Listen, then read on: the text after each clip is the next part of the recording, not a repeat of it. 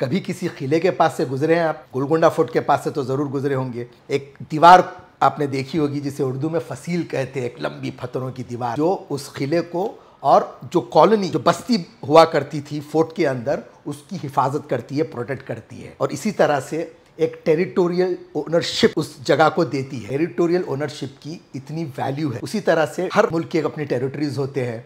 पहले ज़माने में बादशाहों में जो जंग होती थी वो टेरिटरीज एक्वायर करने के लिए होती थी, यानी जिसकी जितनी ज़्यादा ज़मीन है उसकी हुकूमत उतनी ज़्यादा स्ट्रॉन्ग हुआ करती थी। तो ये थी ज़मीन की अहमियत।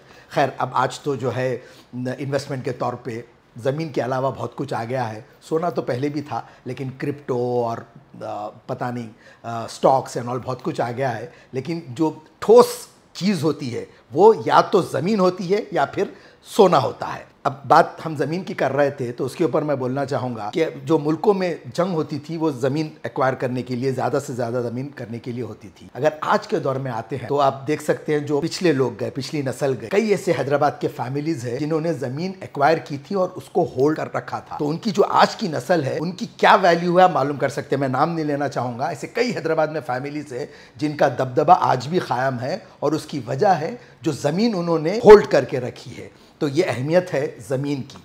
बार बार हम भी ये चीज़ को बोलते हैं, ज़मीन में सरमायाकारी की अहमियत को वाज़े करते हैं, इन्वेस्टमेंट इन लैंड्स की अहमियत को बताते हैं। आज एक सिर्फ 200 गज ज़मीन के लिए भी इतना कुछ हम सोच लेते हैं, लेकिन देखिए फ़िलहाल अब मुल्क की हमारी टेरिटरी नहीं हो सकती है, शहरों की नहीं हो सकती है, लेकिन अपना ख़ुद का एक ज़मीन का हिस्सा हो सकता है जिसकी हम ओनरशिप ले सकते हैं और कह सकते हैं कि ये हमारा ज़मीन का टुकड़ा है, ये हमारा है। उसकी इतनी अहमियत है। इस बात को समझिए कि ज़मीन का रहना कितना ज़रूरी है। हत्ता के जानवर भी अपने टेरिटरीज मार्क करते हैं। शेर के बारे में आपने सुना होगा। तो हमारी जो टेरिटरी है वो जो भी 200 गज़, 500 गज़, 1000 गज़ जो ज़मीन हम खरीद सकते हैं वो हमारी टेरिटरी रहेगी। तो इस बात पे गौर करिए और ज़मीन में सरमायाकारी के बारे में सोचिए।